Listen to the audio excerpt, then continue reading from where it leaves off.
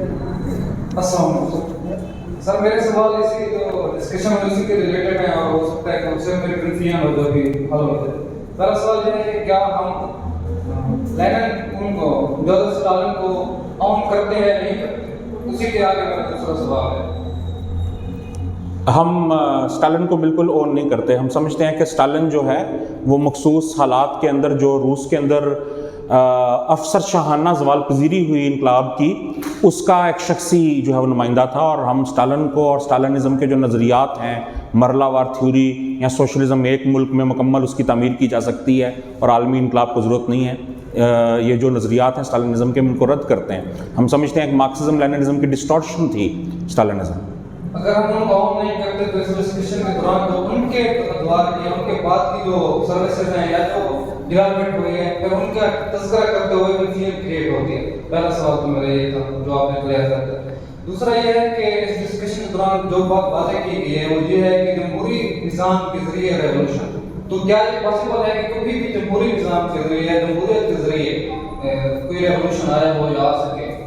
اچھا، اس میں پہلا آپ کا کوشچن کا حصہ ہے، اس میں یہ ہے کہ سوویت یونین میں جو ساری ترقی ہوئی تھی وہ اسٹالنزم کی وجہ سے نہیں بلکہ اسٹالنسٹ افسر شاہی کی جکڑ بندی کے باوجود ہوئی تھی. وہ ترقی جو ہے وہ سوشلسٹ منصوبہ بند معیشت جو کہ پلانڈ اکانومی تھی، جس کا جو انیشیل پلان تھا وہ لینن اور ٹروٹسکی اور بولشوک پارٹی کی قیادت نے 1922-23 تھیسس آف انڈسٹری اور باقی ساری آپ چیزیں پڑھیں تو اس کے اندر جو ہے وہ دے دیا جو وہ تھا. تو اس پلانڈ اکانومی کے اندر جو ہے وہ اس کے نتیجے کے اندر جو ہے ترقی ہوئی تھی، اسٹالنسٹ افسر شاہی کی وجہ سے نہیں. اور اسٹالنسٹ افسر شاہی نے تو رادر اس کو جکڑ کے اس کے اوپر بریکس ہی جو ہے وہ لگی ہیں. جیسے جیسے سوویت اکانومی زیادہ پیچیدہ ہوتی گئی، زیادہ سے زیادہ کمپلیکیٹڈ ہوتی گئی، ویسے ویسے سامنے یہ چیز آئی کہ اس کو جو ہے وہ افسر شاہانہ آمریت کے ذریعے مزید چلانا ممکن نہیں تھا. اور اسی وجہ سے پھر مس مینجمنٹ کے مسئلے شروع ہوئے جو کہ آخر میں اکنامک کرائسس اور پھر سوویت یونین کے انہدام تک جو ہے وہ بات جو ہے پہنچی. ایک بڑا اہم فیکٹر تھا اس کے اندر. باقی دوسری جو آپ کے کوشچن کا جو ہے وہ بڑا دلچسپ جو ہے وہ سوال ہے، اور اس میں ایک کامن غلط فہمی یہ ہے کہ جمہوریت کا ایک ہی مطلب لیا جاتا ہے کہ جمہوریت کا مطلب ہوتا ہے کہ ایک الیکشن ہوتے ہیں اور اس میں ایک بیلٹ باکس رکھا جاتا ہے اور مختلف پارٹیاں ہوتی ہیں اور بس ایک ووٹنگ ہوتی ہے اور اللہ اللہ خیر صلی اللہ. یہ ایک مخصوص تصور، ایک ماڈل دے دیا گیا ہے جمہوریت کا. ہم سمجھتے ہیں کہ اس سے کہیں سپیریئر جمہوری عمل وہ عمل ہوتا ہے جس کے اندر لاکھوں کروڑوں لوگ، لاکھوں کروڑوں محنت کش کسان، نوجوان، عام لوگ، ورکنگ مسز جو ہیں وہ سڑکوں پہ نکلتے ہیں، احتجاج کرتے ہیں، اپنی رائے جو ہے وہ دیتے ہیں، اپنی قیادتوں کو سڑکوں پہ چنتے ہیں، اپنی قیادت کے لیے خود گلی محلے کے لیول سے لے کے فیکٹری کے لیول تک، فیکٹری کے لیول سے لے کے کھیت کلیان تک کے لیول تک اپنی منتخب کمیٹیاں جو ہے وہ الیکٹ جو ہے وہ کرتے ہیں اور وہ کمیٹیاں ان کے فیصلے جو ہے وہ کرتی ہیں. اس سے اعلیٰ کوئی جمہوریت جو ہے وہ ہو سکتی ہے؟ اور انقلاب اسی قسم کی جمہوریت کے ذریعے جو ہے وہ ہوتا ہے جو کہ عوام خود تخلیق کرتی ہے، جو کہ محنت کش طبقہ اس جمہوری عمل کو خود جو ہے وہ تخلیق جو ہے وہ کرتا ہے.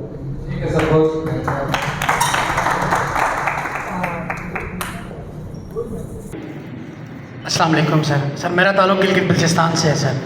اب ہم نے دیکھا ہے کچھ دن پہلے گلگت بلتستان میں ایک تحریک چلی، وہاں مختلف علاقوں سے لوگ گلگت میں آ گئے. پھر ہم نے دیکھا وہ تحریک پھر پیچھے ہٹ گئی. پھر آپ کہہ رہے ہیں کہ انقلاب آپ ایک مزدور طبقہ لے سکتا ہے، جبکہ مزدور طبقہ ایک ڈرا ہوا سہما ہوا ہوتا ہے سر.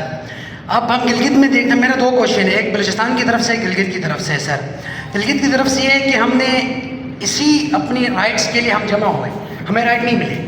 ہمیں نوٹیفیکیشنز ہو گئے، وہ عمل نہیں ہونے، وہ بھی پتہ ہے عمل نہیں ہونے، پھر ہمیں بیچ میں لڑا کے ہمیں پیچھے ہٹا دیا گیا. سر یہ کس طرح ہم انقلاب لائیں گے؟ سر ہم وہاں پہ مذہبی ٹائپ، پھر قومیت ٹائپ، پھر نسل ٹائپ، اس ٹائپ کے حساب سے ہم کس طرح انقلاب لائیں سر، جب کہ موجود ہے وہ ساری چیزیں اس وقت؟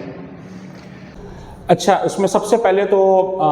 یہاں پہ میرا خیال ہے کہ سارے دوستوں کو اس چیز کا علم ہونا چاہیے کہ گلگت بلتستان میں جس طرح پچھلے عرصے میں بلوچستان میں بہت بڑی جو ہے وہ عوامی تحریک چلی ہے قومی حقوق کے لیے، کشمیر کے اندر ایک بہت زبردست جو ہے وہ جد و جہد عوام کی رہی ہے مفت بجلی اور باقی سارے حقوق کے لیے. اسی طرح حال ہی میں گلگت بلتستان کے اندر جو ہے وہ بہت بڑے پیمانے کی عوامی تحریک رہی ہے اور 15 نکاتی ایجنڈا ہے جس کے گرد وہ تحریک چل رہی ہے. سب سے پہلے تو ہم اس لینن فیسٹیول کے پلیٹ فارم سے اس تحریک کے ساتھ جو ہے وہ بھرپور اظہار یکجہتی جو ہے وہ کرتے ہیں. اور یہ جو عوامی ایکشن کمیٹی جو گلگت بلتستان میں ہے یہ 2013-14 کے اندر بنی تھی، اور 2013-14 میں پہلی دفعہ عوامی ایکشن کمیٹی کے پلیٹ فارم سے گندم کی سبسڈی کے گرد یہ ساری جدوجہد کا آغاز ہوا تھا۔ اور میں آپ کو یہاں پہ بتاتا چلوں کہ عوامی ایکشن کمیٹی کے جو ایک روح رواں ہیں کامریڈ احسان علی جو ہیں، وہ ہمارے تنظیم کے ممبر ہیں، ہمارے سیاسی اور نظریاتی جو ہے وہ ساتھی ہیں۔ اچھا، باقی دوست جہاں تک آپ کے یہ سوال کا تعلق ہے کہ تحریکیں آگے بڑھتی ہیں اور پیچھے جو ہے وہ ہٹتی ہیں، دیکھیں یہ انقلاب کوئی ایک دن کا عمل نہیں ہوتا۔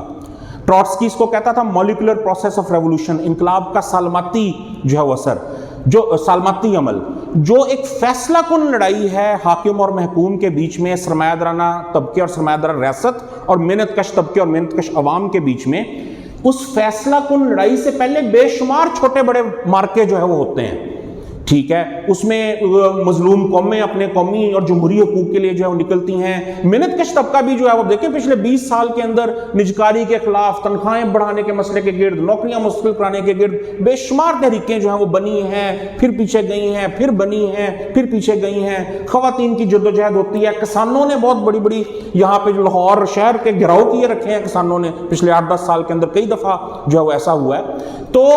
یہ ایک دن کا عمل نہیں ہوتا، ایک مولیکولر پروسیس جو وہ ہوتا ہے، اور ایک فیصلہ کن مارکے سے پہلے جو ہے وہ بے شمار چھوٹی بڑی لڑائیاں ہوتی ہیں۔ بالکل ویسے ہی ہے کہ اگر کسی ایتھلیٹ نے میراتھن جیتنی ہے تو ایسا نہیں ہو سکتا کہ وہ ایک دن پہلے دن بھاگنا شروع کرے اور میراتھن جو جیت جائے، اس کو پہلے ٹرین ہونا پڑے گا، اس کو پہلے اپنے مسلز کو، اپنے جسم کو تیار کرنا پڑے گا، وہ بار بار تجربہ کرے گا کہ میں کتنا بھاگ سکتا ہوں، اپنے آپ کو جو ہے وہ آزمائے گا، اپنا سٹیمنا جو ہے بلڈ کرے گا۔ تو آپ سمجھیں کہ اس پورے پروسیس کے اندر محنت کش عوام جو ہیں وہ بھی اپنے آپ کو آزما رہے ہوتے ہیں، سیکھ رہے ہوتے ہیں، جو ناکامیاں ہوتی ہیں ان سے بھی نتائج اخذ جو ہے وہ کر رہے ہوتے ہیں، اور انہی نتائج کو سیکھتے ہوئے، ان اسباق کو سیکھتے ہوئے وہ اگلی بار پہلے سے بلندتر معیار کی جو ہے وہ جدوجہد جو کرتے ہیں۔ اور ایک آخری بات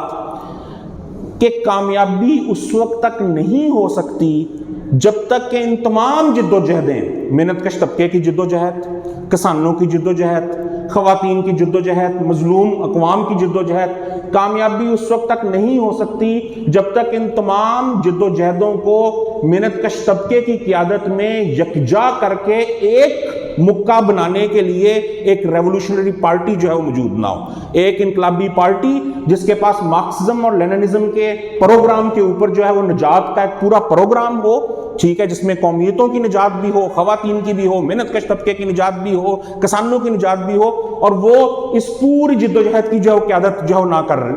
جو اس کی قیادت وہ حاصل جب تک جو ہے وہ نہ کرے۔ روس میں یہی ہوا تھا، وہاں پہ بولشوک پارٹی نے محنت کش طبقے کی قیادت حاصل کرتے ہوئے مظلوم قومیتوں، خواتین، کسانوں، سب کے مسائل کا حل جو ہے پیش کیا، اور ان سب کی ہمدردی اور حمایت جو جیتی اور انقلاب کو کامیاب کیا۔ یہاں پر بھی ہمیں ایسا ہی کرنا پڑے گا، اور اسی پارٹی کو تعمیر کرنے کے لیے ہم یہ سب کچھ جو کر رہے ہیں۔ ایک کوشچن ہو رہا ہے، اب جو بلوچستان کے لوگ آئے تھے مہرنگ کے روپ پہ کہ اسلام آباد میں رہے ہیں، وہ 61 لے رہے ہیں وہاں پہ، لیکن آخر میں وہ ناکام ہو کے چلے گئے سر۔ اب وہ ریاست کے اگینسٹ ہو گئے جو ہیں، ان کو پتہ ہے کہ ہم کمزور ہیں وہاں پہ، اب جب وہ مزاحمت کرتے ہیں اگر ریاست کے اگینسٹ تو سر ریاست مضبوط ہے،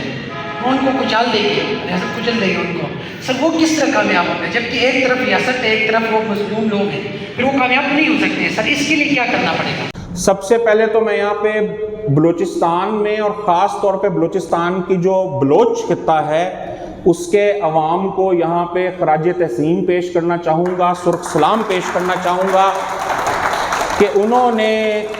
بالعموم 75 سال کا ریاستی جبر اور بالخصوص پچھلی 2 دہائیوں کا جو وہاں پہ دن رات کا ریاستی جبر ہے، جبری گمشدگیاں ہیں، وہاں پہ گن شپس، ہیلی کاپٹر بمباریاں کی جاتی ہیں، مسشدہ لاشیں پھینکی جاتی ہیں۔ سب سے بڑی کامیابی یہ ہے کہ وہاں پہ لاکھوں لوگوں نے اس خوف کو، ریاست کے اس جبر کے اس خوف کو، موت کے خوف کو انہوں نے اتار کے پھینک دیا، گٹر میں پھینک دیا انہوں نے، وہ نکلے۔ وہ باہر نکلے, وہ بے خوف ہو کے باہر نکلے, وہ سینہ تان کے باہر نکلے, وہ ایف سی کی بندوقوں سے نہیں ڈرے, وہ فوج کی بندوقوں سے نہیں ڈرے, وہ بختر بند گاڑیوں سے نہیں ڈرے, وہ مس شدہ لاشوں سے نہیں ڈرے. ریاست کے تمام ہتھ کنڈے ان کو ڈرانے میں, دھمکانے میں بالکل جو ہے وہ ناکام ہوئے. اور جب وہ اسلام آباد پریس کلب کے سامنے دھرنا لگا ہوا تھا, ریاست کے پاس ان کے سوالوں کا, ان کی باتوں کا کوئی جواب نہیں تھا, کوئی جواب نہیں تھا ریاست کے پاس. اور اس دھرنے کو پورے پاکستان سے حمایت ملی, پنجاب کے محنت کش عوام سے بھی اس کو بڑی بھرپور جو ہے وہ حمایت جو ملی. اور یہاں پہ لوگ کہتے تھے کہ یار یہ اسلام آباد جا کے کیوں بیٹھے ہیں, یہ لاہور آ کے بیٹھے ہیں, لاہور ان کا ساتھ جو ہے وہ دے گا, لاہور ان کے ساتھ جو ہے وہ کھڑا جو ہے وہ ہوگا. بالکل جائز باتیں ان کی, بالکل جائز ڈیمانڈ ہے ان کی. اور ایک بات میں آپ کو بتاتا چلوں کہ اس میں کوئی شک نہیں ہے کہ فوری مطالبے وہ تحریک نہیں منوا سکی, لیکن وہ تحریک ناکام نہیں ہوئی, وہ تحریک بہت کامیاب ہوئی ہے. کیسے کامیاب ہوئی ہے؟ اس نے پورے بلوچ عوام کے دلوں سے وہ جو ریاست یا موت کے خوف کے آخری اثار تھے اس کو بھی کھرچ کے پھینک دیا, اس کو بھی کھرچ کے نکال دیا ہے. وہ لوگ جو ہیں وہ بالکل بے خوف ہو چکے ہیں اور اپنے حقوق لینے کے لیے کسی بھی حد تک جو ہے وہ جانے کو تیار ہیں. اور یہ پوری ایک یکجہتی جو ہے وہ آئی ہے, پوری آپ کو ڈی جی خان سے لے کے گوادر تک آپ کو ایک یکجہتی ملتی ہے. اور اپنی تحریک کے ساتھ آپ کو سندھ سے پنجاب اور پنجاب سے لے کے کے پی کے اور کے پی کے سے لے کے گلگت بلتستان تک محنت کش عوام کی یکجہتی ملتی ہے. اس سے بڑھ کے اور کیا کامیابی جو ہے وہ ہو سکتی ہے؟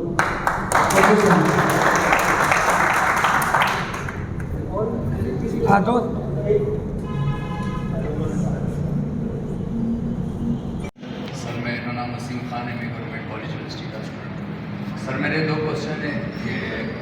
میری نظر میں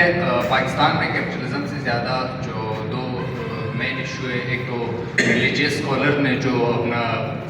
رائتا پھیلایا ہوا ہے اسلام کے نام پر, میرے خیال سے کیپٹلزم سے یہ سنگین مسئلہ ہے. دوسرا میری نظر میں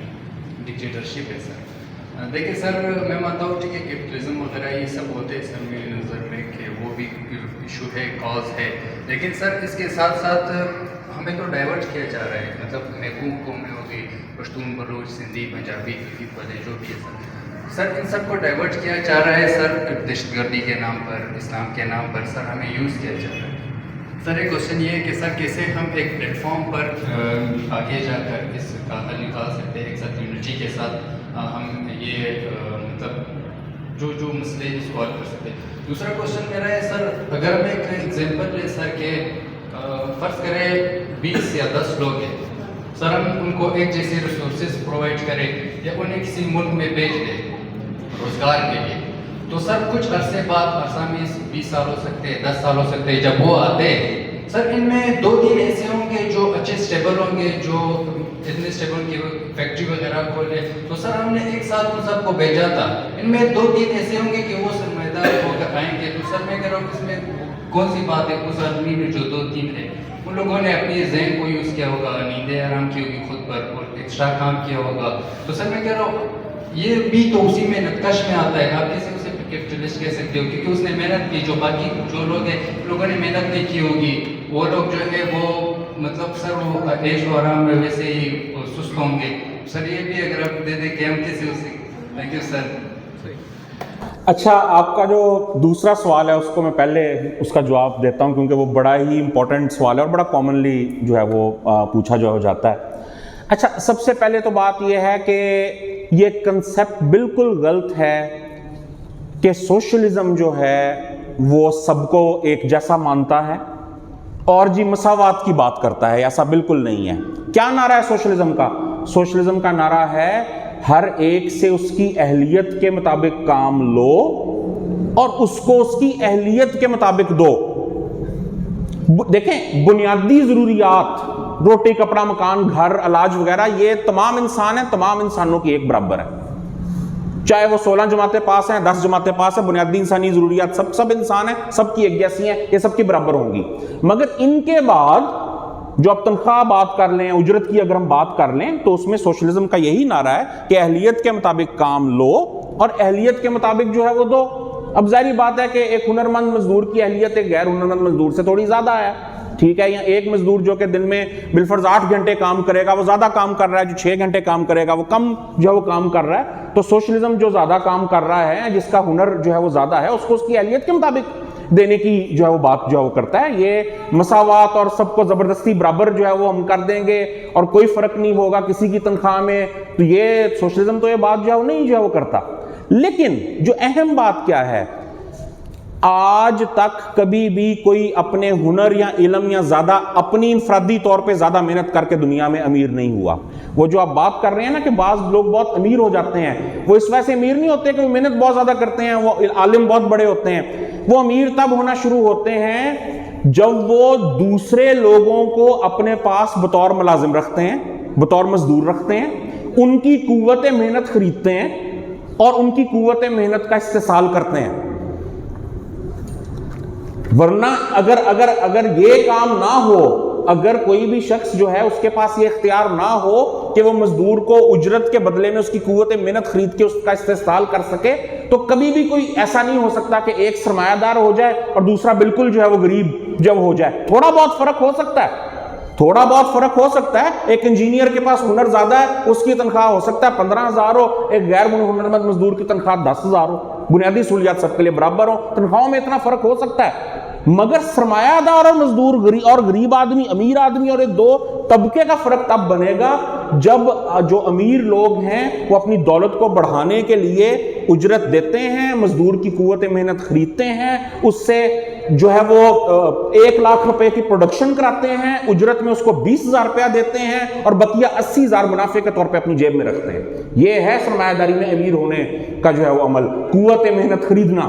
قوت محنت کی جو ہے وہ اس کی پرچیز جو ہے وہ کرنا. تو امیر سرمایہ داری میں ایسے ہوا جاتا ہے, اپنی ذاتی محنت کے بلبوتے کے اوپر نہیں جو ہوا جاتا. ورنہ اگر جہاں تک محنت کی بات ہے تو مجھے بتائیں, میں آپ کو چند ایک چھوٹی سی مثالیں دیتا ہوں. کیا کہا جاتا ہے کہ میاں منشا پاکستان کا ٹیکسٹائل کنگ ہے, یہی کہا جاتا ہے نا, ٹیکسٹائل کنگ ہے. میں ادھر چیلنج کرتا ہوں کہ میاں منشا اپنی جو ہے وہ قمیض کے اوپر بٹن نہیں ٹانگ سکتا ہوگا, اس کو اپنی قمیض پہ بٹن نہیں خود ٹانگنا آتا ہوگا, کہنے کو وہ ٹیکسٹائل کنگ ہے. کیا کہا جاتا ہے, ملک ریاض صاحب نے جی بڑی محنت کی, بحریہ ٹاؤن بنایا.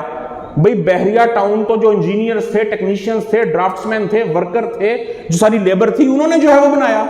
ملک ریاض تو 2 اینٹیں ایک سیدھی لکیر کے اندر رکھ کے پلسٹر نہیں لگا سکتا ان کو. ایسا ہی ہے نا. وابڈا جی, وابڈا کا چیئرمین کوئی بڑا کوئی ٹیکنوکریٹ ہے, کوئی جرنیل ہے, کوئی فلانا ٹنکانا ہے جی, وابڈا کا چیئرمین وابڈا چلاتا ہے. اور وہ وابڈا کا جو چیئرمین ہے, اسے آپ کہیں کہ یہ سوئچ تبدیل کر دو, اس کو سوئچ نہیں تبدیل کرنا آئے گا, اس کو سکریو ڈرائیور نہیں پکڑنا جو ہے وہ آئے گا. وابڈا تو اس کے ورکر جو ہے وہ چلا رہے ہیں, چیئرمین کا تو رول ہی کوئی نہیں. ریلوے جی, ریلوے کا چیئرمین چلاتا ہے, اور ریلوے کے چیئرمین کو آپ جا کے یہ پوچھیں کہ ریل کا جو انجن ہوتا ہے اس کے پہیے کتنے ہوتے ہیں, اس کو اس کے پہیوں کی تعداد کا نہیں پتا ہوگا. ٹھیک ہے, ریلوے کے مزدور, اس کے انجینئر, ٹیکنیشین, اس کی ساری ورک فورس اس کو جو ہے وہ چلاتی ہے. اور اگر یہاں پہ کوئی بندہ یہ کہتا ہے کہ بھائی اگر انویسٹمنٹ تو سرمایہ داری کرتا ہے نا, یہاں پہ کوئی بندہ یہ اعتراض کر سکتا ہے کہ بھئی سرمایہ کاری تو سرمایہ داری کرتا ہے. یا بالفرض اگر آپ کا یہ کہنا ہے کہ بہت بڑی شاندار محل نما کوٹھی ہے, اس کو ٹھیک ہے مزدوروں نے بنایا ہے, مستریوں اور مزدوروں نے بنایا ہے, مگر انویسٹمنٹ تو جو ہے وہ مالک نے کی, انویسٹمنٹ تو سیٹ نے کی. ٹھیک ہے, تو اصل تو بھی رول اس کا ہوا. تو پھر ہم یہاں پہ چیلنج کرتے ہیں کہ سیٹ کو جا کر کہیں کہ وہ بینک جائے, اپنے روپے, اپنا سونا بوریوں میں بند کرے اور خالی زمین پہ لا کے پھینک دے. اگر وہ خود بخود مزدور کی محنت کے بغیر کوٹھی میں وہ تبدیل ہو جائیں تو ہم بات مان لیں گے. آپ نے دوسرا جو آپ کا پہلا والا جو ہے وہ سوال تھا, اس میں دیکھیں جہاں تک آمریت کا مسئلہ ہے یا مذہبی انتہا پسندی کا مسئلہ ہے, یہ سب سرمایہ دارانہ نظام کو چلانے اور اس کو بچانے کے ہی طریقے ہیں. اب پاکستان کو آپ دیکھیں, یہاں پہ چاہے نام نہاد جمہوریت ہو یا فوجی آمریت ہو, دونوں صورتوں میں سرمایہ داری چلتی رہی. آمریت یا پارلیمانی جمہوریت سرمایہ دارانہ نظام کو ہی چلانے کے 2 مختلف طریقے ہیں. سرمایہ دارانہ نظام فرانس میں صدارتی جمہوریت کے تحت چل رہا ہے, انڈیا میں پارلیمانی جمہوریت کے تحت چل رہا ہے, سعودی عرب میں بادشاہت کے تحت جو ہے وہ چل رہا ہے, ایران میں ملا امریت کے تحت جو ہے وہ چل رہا ہے. تو ہے وہ سرمایہ دارانہ نظام ہی. ٹھیک ہے, اصل جو پیچھے جو جڑ ہے, جو مسئلہ ہے, جو بیس ہے, وہ سرمایہ داری ہی ہے. اور پھر جہاں تک یہ سوال ہے کہ یہاں پہ مذہبی انتہا پسندی کو ابھارا جاتا ہے، فرقہ واریت کو ابھارا جاتا ہے، سب ریاست کرتی ہے نا، حکمران طبقہ کرتا ہے، تو کیوں کرتا ہے؟ وہ اس کا مقصد ہی یہ ہوتا ہے کہ وہ مذہب کے نام پہ، زبان کے نام پہ، فرقے کے نام پہ، رنگ نسل کے نام کے اوپر محنت کش عوام کو تقسیم کیے رکھے، یہ آپس میں جو ہے وہ لڑتے رہیں، اور ہم اور ہمارا نظام اور ہماری ریاست محفوظ رہے۔ ہم لوگوں کو کیا یہ پابند نہیں کرا سکے کہ سوشلزم اسلام کے مخالف نہیں ہے؟ اس کا مجھے جواب اچھا، اس میں سب سے پہلی تو بات یہ ہے کہ سوشلزم اور اسلام کا کمپیریزن ہی ایک غلط کمپیریزن ہے۔ سوشلزم ایک فلسفہ ہے، ایک سائنس ہے، ایک نظریہ ہے، ایک سائنٹیفک آئیڈیالوجی ہے۔ اس کے برعکس اسلام یا دیگر کوئی بھی مذہب ایک عقیدہ ہے، ایک بلیف ہے، اور عقیدہ یا بلیف جو ہوتا ہے وہ عقیدہ ہوتا ہے، وہ فلسفی، سائنس یا ریزن جو ہے وہ نہیں ہوتا۔ تو آپ سیبوں اور مالٹوں کا باہمی تقابلی جائزہ جو ہے وہ نہیں کر سکتے۔ سیبوں کا سیبوں سے تقابلی جائزہ کیا جاتا ہے اور مالٹوں کا مالٹوں سے۔ تو سوشلزم، اب دیکھیں نا، اب سوشلزم ایک نظریہ ہے، ایک معاشی، سیاسی اور سماجی اور تاریخی نظریہ ہے۔ سرمایہ دارانہ نظام ایک نظریہ ہے، ایک سیاسی، معاشی، تاریخی اور سماجی نظریہ ہے۔ لہٰذا سوشلزم اور سرمایہ دارانہ نظام کا تقابلی جائزہ جو ہے وہ کیا جا سکتا ہے، سرمایہ دارانہ نظام اور جگیرداری کا تقابلی جائزہ جو ہے وہ کیا جا سکتا ہے،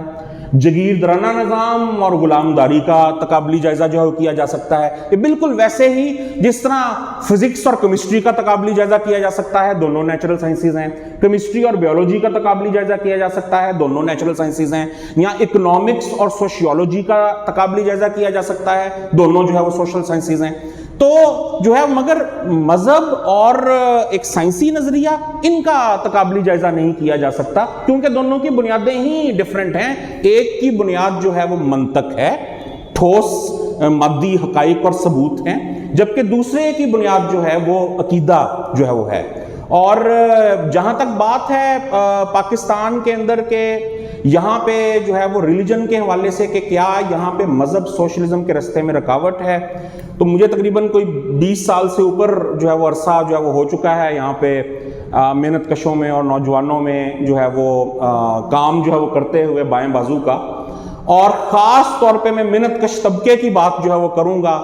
کہ ہم کھل کے وہاں پہ ڈنکے کی چوٹ پہ کہتے ہیں کہ ہم کمیونسٹ ہیں۔ ہم اپنے آپ کو مارکسسٹ، سوشلسٹ، بایاں بازو یہ بھی نہیں کہتے، ہم کہتے ہیں ہم کمیونسٹ ہیں،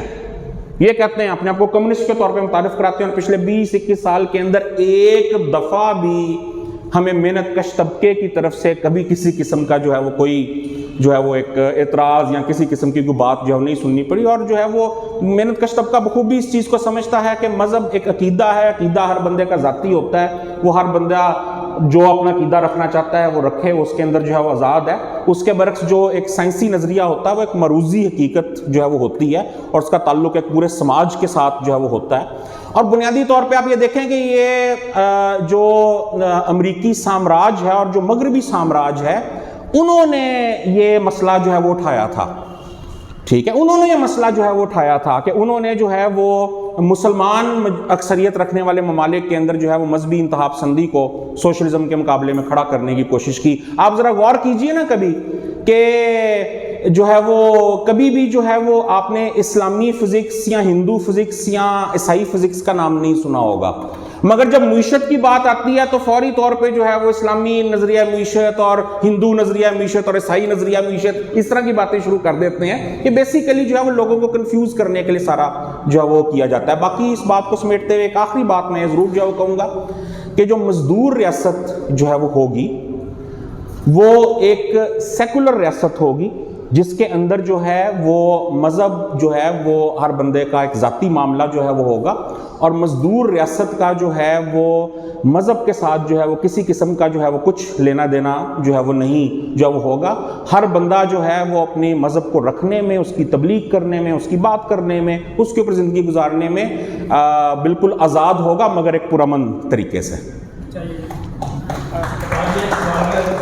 آگے آپ نے بڑا ٹھیک جواب دیا ہے،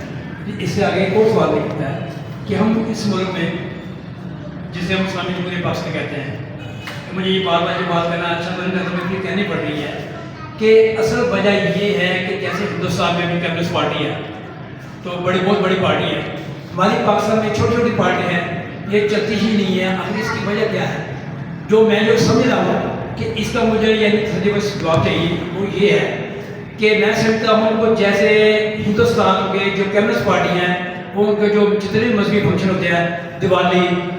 ہولی یا دوسرا میں اس میں یعنی کہ پارٹیسپیٹ کرتے ہیں، یہاں پر ہمارے جو سوشل حالات ہیں وہ اپنے آپ کو ایک دائرے میں منعقد کر لیتے ہیں، وہ ان کے کسی فنکشن میں جا کے پارٹیسپیٹ نہیں کرتے، جس کی وجہ سے میں سمجھتا ہوں کہ لوگوں میں دوریاں پیدا ہوتی جا رہی ہے۔ ہمیں یہ کنفیوژن دور کرنی چاہیے کہ جیسے ابھی آپ نے کہا کہ میں بھی یہ کہتا ہوں کہ مذہب یا دین یہ اللہ اور بندے کا معاملہ، اس میں کوئی شک نہیں ہے۔ اور دوسری بات یہ ہے کہ عقیدہ اور حقیقت میں زمین آسمان کا فرق ہوتا ہے۔ عقیدہ جو ہوتا ہے نا وہ تراشا جاتا ہے، حقائق کو جھٹلایا نہیں جا سکتا، عقیدے بدلتے رہتے ہیں مگر حقائق کبھی بدلتے نہیں ہیں۔ اب دیکھیں کہ یہاں پر ہمارے عید کے تہوار آتے ہیں، قربانی آتی ہے، بے شمار چیزیں آتی ہیں، اس کا مطلب یہ کہ ہمیں لوگوں کے ساتھ ملنا چاہیے کہ ہم نے ان کو یہ بتانا ہے کہ یہ جو سوشلزم ہے یہ اسلام سے متضاد نہیں ہے، یہ آپ کے سماجی مسائل حل کرنے کے لیے ہیں۔ ہم نے لوگوں کو اس طرف لے کے آنا کہ دیکھو یار آپ یہ جو مذہب ہے یا دین ہے جو بھی ہے نا یہ بھی یہی بتا رہی ہے ہم نے اس سماج کو، اس معاشرے کو کیسے چلانا ہے۔ تو میری گزارش یہ ہے کہ ہمیں چاہیے کہ ہم آپس میں اکٹھے کیوں نہیں ہوتے، ہمیں اس بار یہی ہے کہ ہمیں اکٹھا ہونے کی ہمیں سلسلہ کوشش کرنی چاہیے کہ ہم نے اپنی زندگی، اب میری 14 سال عمر ہو گئی ہے، پوری جوانی ہم نے لڑائی ہے اس کے لیے، مگر مایوس ہوئے گھروں میں بیٹھ گئے ہوئے ہیں، ہم نے 1.5 کی مسجدیں بنا کے بیٹھے ہوئے ہیں، ہم ان کو بھی الزام دیتے ہیں، ہمارے اوپر بھی یہ الزام ہے، جیسے وہ کہتے ہیں کہ وہ انصاف زیادہ ہے، ہم بھی کسی انصاف سے کم نہیں ہیں۔ تو اس سے میرا یہ سوال ہے، اس کا شکریہ۔ میں اس کا صرف مختصراً یہی بات جو کہوں گا کہ سوشلزم یا ایک کمیونسٹ پارٹی جو ہے وہ کسی بھی مذہب کی جو ہے وہ مخالف جو ہے وہ نہیں ہوتی، اور نہ ہی لوگوں کے ذاتی عقائد کے ساتھ جو ہے ان کا کچھ جو ہے وہ لینا دینا جو ہے وہ ہوتا ہے، اور جو ہے وہ اب عیدیں ہیں یا کرسمس ہے یا ہولی دیوالی ہے، ہر بندے کی اپنی جو ہے وہ ذاتی ہے، جو جانا چاہتا ہے منانا چاہتا ہے، ہم نے کبھی بھی کسی کو جو ہے وہ نہیں روکا، ہم عیدوں پہ عید مبارک بھی کہتے ہیں اور دیوالی مبارک بھی کہتے ہیں اور میری کرسمس بھی جو ہے وہ جو کہتے ہیں۔ باقی ایک اہم چیز کہ انڈیا میں زیادہ ہے یا پاکستان میں کم ہے، پاکستان کے اندر بھی ماضی میں نیپ رہی ہے جس کی 2 صوبوں میں حکومت تھی۔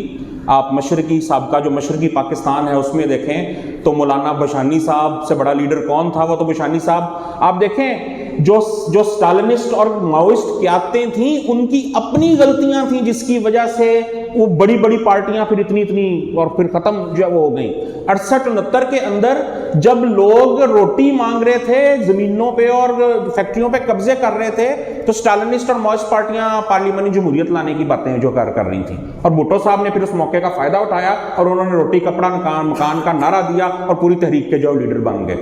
ٹھیک ہے، تو یہ غلطیاں ہوئی ہیں یہاں پہ ماضی کے بائیں بازوں سے جس کا یہ نتیجہ ہے۔ اور جہاں تک بات ہے کمیونسٹ پارٹی آف انڈیا کی، تو آپ ذہن میں رکھیں کہ وہ ایک اسٹالنسٹ پارٹی ہے اور جو ہے وہ اس کا کوئی تعلق نہیں ہے کمیونسٹ انقلاب کے ساتھ، یا انقلاب کی تو وہ بات ہی نہیں جو ہے وہ کرتے۔ وہ تو یقین کریں کہ انڈیا کے اندر اس وقت بی جے پی سے بڑی جو رد انقلابی قوت ہے جو انقلاب کے رستے میں رکاوٹ بن کے بیٹھی ہے وہ کمیونسٹ پارٹی آف انڈیا۔ اور کائنڈلی ایک دوست ایک ہی سوال پہ ایک دوست 2 سال 3 سال بھی کر رہے ہیں، آپ کائنڈلی اس سے گریز کریں کہ ٹائم ہمارے پاس کم ہے۔ 3 سوال ہیں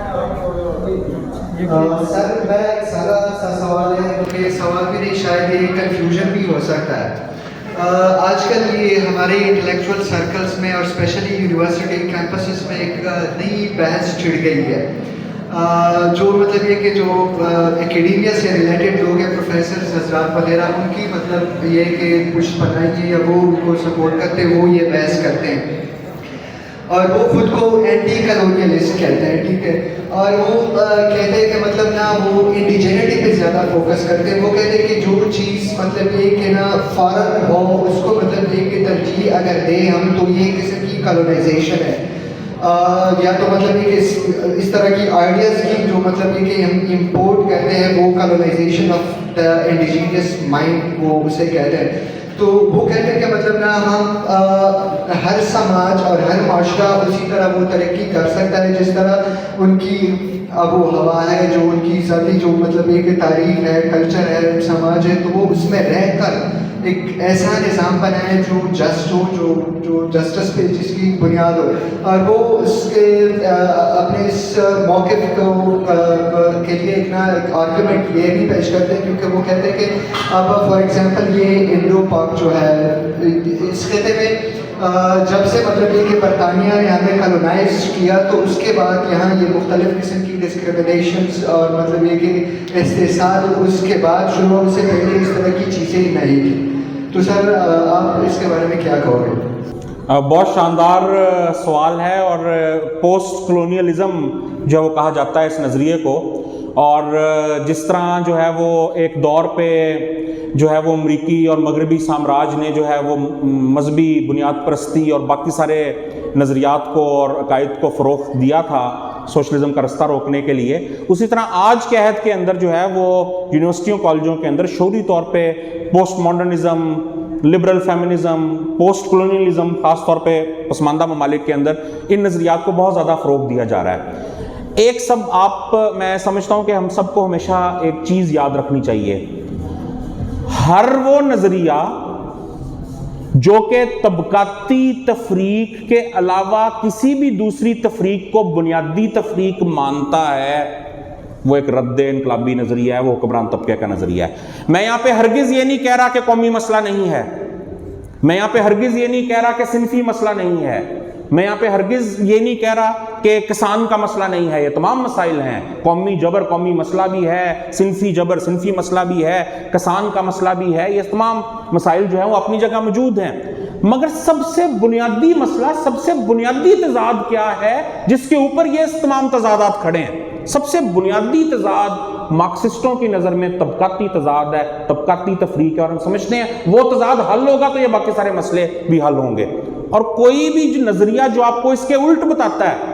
جو آپ کو یہ کہتا ہے کہ نہیں طبقاتی تضاد اصل مسئلہ نہیں ہے, قومی تضاد اصل تضاد ہے, جو آپ کو کہتا ہے طبقاتی تضاد اصل تضاد نہیں ہے, صنفی تضاد اصل تضاد ہے, جو آپ کو کہتا ہے کہ جناب طبقاتی تضاد اصل تضاد نہیں ہے, اصل تضاد تو جمہوریت اور امریت کا جو ہے وہ تضاد ہے. یہ تمام نظریات رد انقلابی نظریات ہیں. ان کا واحد مقصد محنت کا شمام کو رنگ, نسل, مذہب اور صنف کی بنیاد کے اوپر تقسیم کیے رکھنا ہے تاکہ وہ کمزور رہیں اور حکمرانوں کا گربان نہ پکڑ سکیں. اب پوسٹ کولونیلزم کے اوپر ڈیٹیل بحث کرنے کا تو میرے پاس ٹائم نہیں ہے, مگر میں آپ کو صرف ایک چھوٹی سی بات کہوں گا کہ پوسٹ کولونیلزم کی آڑ میں یہ یونیورسٹیوں کے پروفیسر, خاص طور پہ جو جہاں پہ یونیورسٹیوں کے پروفیسر جو ہیں وہ پورے مغرب سے نفرت سکھا رہے ہیں, پورے مغرب سے. لیکن ہم تو مارکسسٹ ہیں, ہماری تو پورے مغرب سے لڑائی نہیں ہے. امریکہ کے محنت کش تو ہمارے بہن بھائی ہیں. ہماری لڑائی امریکہ کی ریاست کے ساتھ ہے, امریکہ کے سرمایہ دار طبقے کے ساتھ ہے, امریکہ کے سامراج کے ساتھ ہے. امریکہ کا محنت کش طبقہ تو ہمارے بہن بھائی ہیں, ہمارے بندے ہیں بھائی. وہ ہماری لڑائی تو برطانیہ کے سامراج کے ساتھ ہے, برطانیہ کی ریاست کے ساتھ ہے, ویسٹ منسٹر کے ساتھ ہے, وہاں کے سرمایہ داروں کے ساتھ ہے, وہاں کی ملکہ کے ساتھ ہے. برطانیہ کا مزدور تو ہمارا اپنا ہے, وہ تو ہمارا اپنا بہن بھائی ہے. فرانس کا مزدور تو ہمارا اپنا بہن بھائی ہے, جرمن مزدور, ہندوستان کا مزدور, ایران کا مزدور, چین کا مزدور, جاپان کا مزدور, ہر رنگ, نسل, قوم, مذہب کا مزدور ہمارا اپنا بہن بھائی ہے. تو یہ کیا کرتے ہیں؟ یہ کہتے ہیں ویسٹ, پورا ویسٹ کو سامراج کے کیٹیگری میں ڈال دیا جاتا ہے. پوسٹ کولونیلزم کے نام کے اوپر مغرب کے محنت کش عوام سے نفرت کرنا جو ہے وہ سکھایا جو ہے وہ جاتا ہے. اور مغرب سے صرف سامراجی نظریات ہی تو نہیں آئے, یہاں پہ مارکسزم لیننزم بھی تو مغرب سے ہی جو ہے وہ آیا ہے. اور در حقیقت یہ کیا کرنے کی کوشش کرتے ہیں؟ یہ کہتے ہیں مغرب سے آنے والا ہر نظریہ سامراجی نظریہ ہے, اور اس کیٹیگری کے اندر پھر مارکسزم کو بھی ڈال کے بیسیکلی مارکسزم کی بےخبری کرنے کی کوشش کرتے ہیں. آپ جب بھی ان سے بات کریں گے کہ برطانیہ کا محنت کش ہمارا بھائی, تو کہے گا نہیں وہ تو سامراجی ہے, ہم اور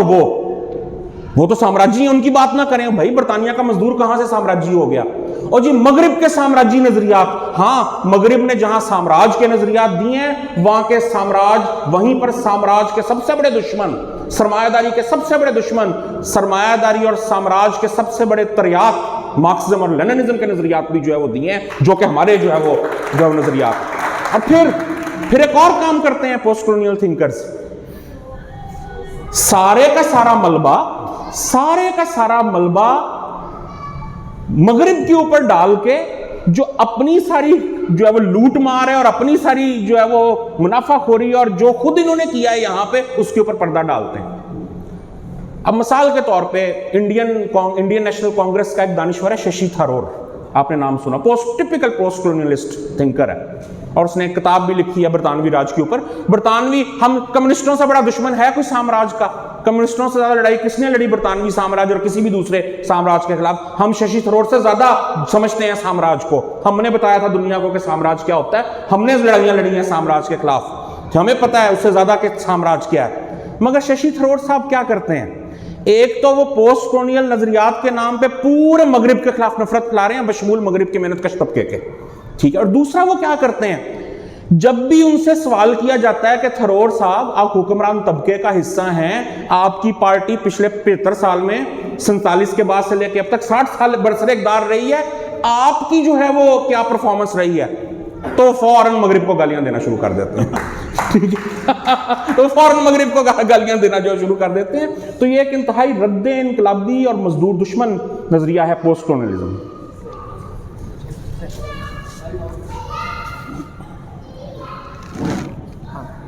कॉमरेड, मेरा एक आपसे सवाल है कि जो थर्ड वर्ल्ड का मार्क्सिज्म है वो नेशनल क्वेश्चन को कैसे देखता है? मेरे दोस्त, मेरे भाई, थर्ड वर्ल्ड का कोई लहदा से मार्क्सिज्म नहीं है, ठीक है। एक ही मार्क्सिज्म लेनिनिज्म है जिसकी एक ही फलसफियाना बुनियाद है, जदलियाती मादियत, और उसी से हम जो है वो तारीख का तज्जिया करते हैं तो तारीखी मादियत सामने आती है, मुईशत का तज्जिया करते हैं तो मार्क्सी मुईशत सामने आती है, और हर मसले को, चाहे वो कौमी मसला है या कोई भी और मसला है, उसको हम जो है वो उसी एनालिटिकल टूल से उसका एनालिसिस करते हैं और अपनी पोजीशन जो है बनाते हैं। और जहाँ तक बात है मजलूम कौमियतों के मसले के सवाल की, तो मैं बड़े वाज़ेह अल्फाज के अंदर यहाँ पे ये बात कहना चाह रहा हूँ, और मेरी ख्वाहिश थी कि कोई सवाल आ जाए ताकि मैं बात जो है खुल के रख सकूँ, कि हम मार्क्सिस्ट लेनिनिस्ट,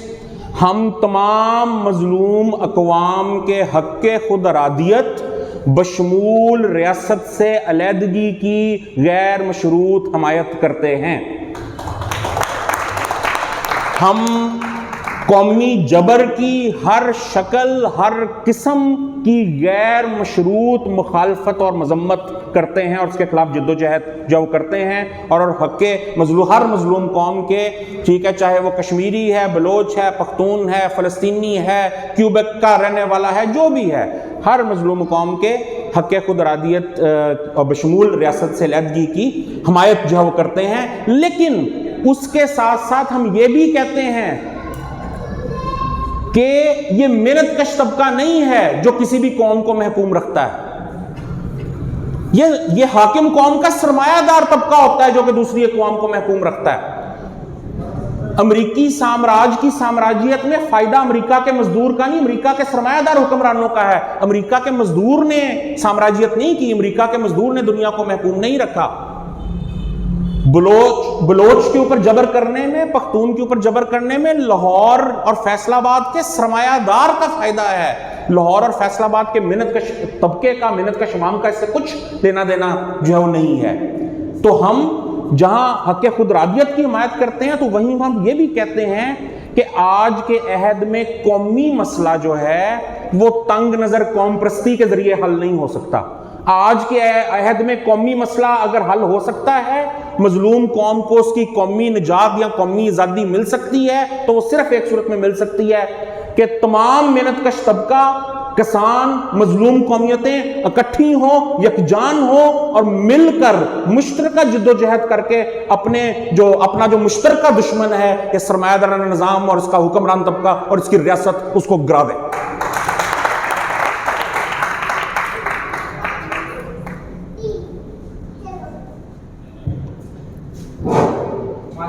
मेरा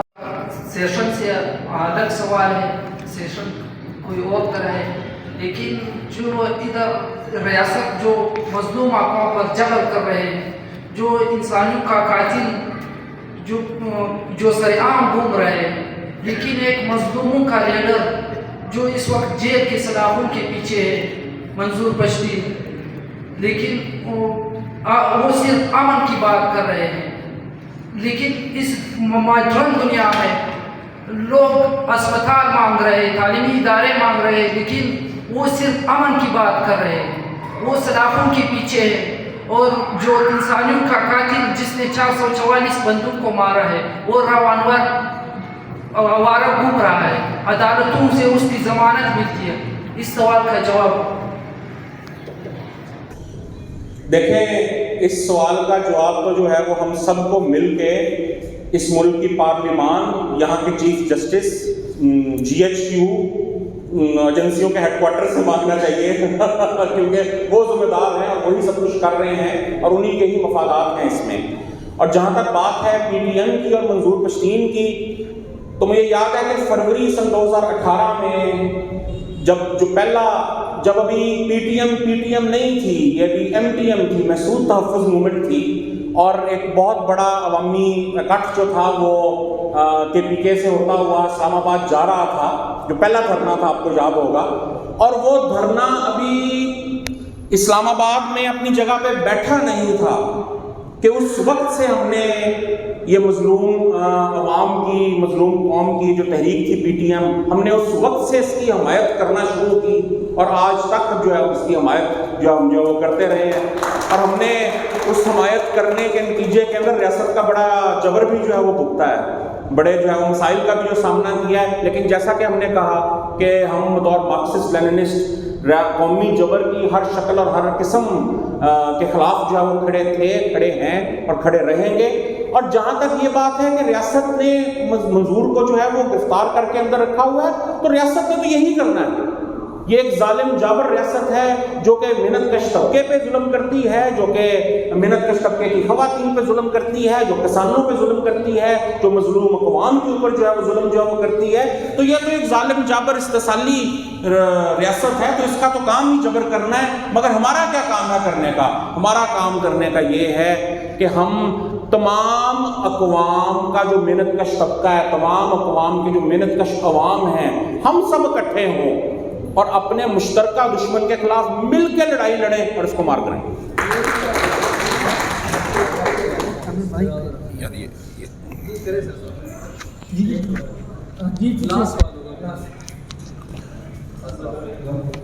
मेरा ये सवाल था कि मैं सेशन देख रहा था,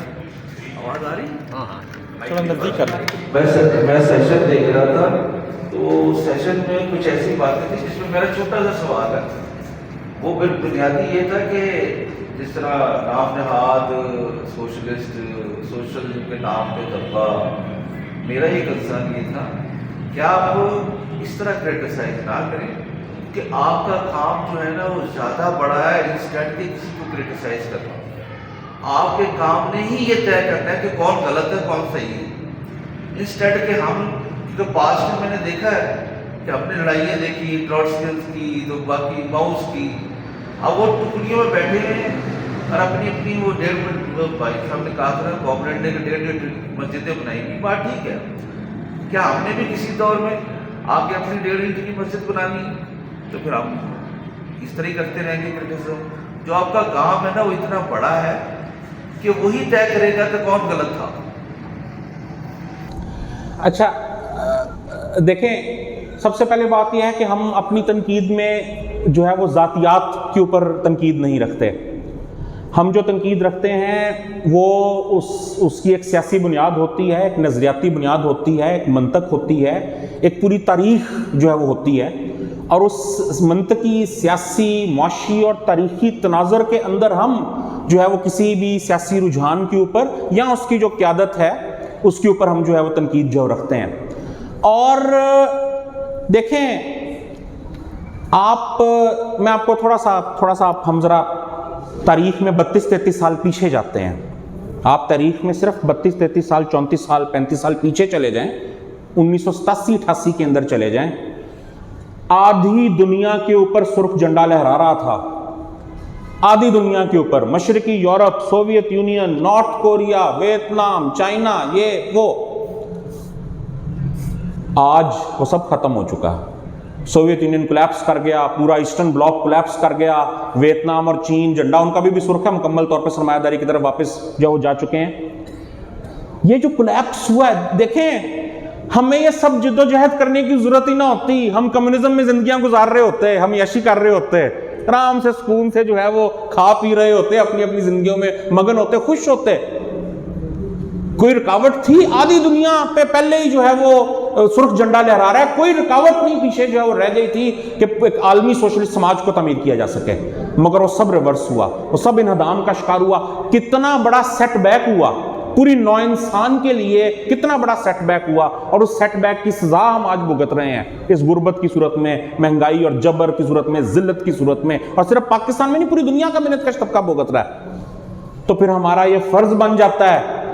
कि हम ये जानें और ये देखें और ये पढ़ें और ये समझें कि वो सेटबैक क्यों हुआ, वो इन्हदाम क्यों हुआ, चीजें वापसी की तरफ जो है वो क्यों गई। और जब हम ये जान जाएं, किसी शख्सी तनकीद की बुनियाद के ऊपर नहीं, फलसफियाना, साइंसी, मंतकी, तारीखी, सियासी बुनियादों के ऊपर जब समझ जाएं कि कहाँ नजरियाती गलतियां थीं और क्या गलत सियासी मौक़िफ़ लिए गए जिसके नतीजे के अंदर ये सब जवाल आया, ये सब सेटबैक हुआ, तो फिर हमारा ये फर्ज बनता है कि हम लगी लिपटी रखे बगैर दो टोक बेधड़क अल्फाज में जो गलतियां हैं उनके ऊपर तनकीद करें, उनको एक्सपोज करें, उनको बताएं कि ये गलत हुआ था और ये ऐसे होना चाहिए था, ताकि मुस्तकबिल में वो गलतियां ना हो, ताकि मुस्तकबिल में वो प्रॉब्लम्स जो है वो ना हो, ताकि मुस्तकबिल के अंदर जब किसी एक खित्ते से सुर्ख इनकलाब शुरू हो तो वो सिर्फ वहां पे रुक ना जाए, वो पूरी दुनिया के ऊपर छाए और एक आलमगीर सोशलिस्ट समाज कायम।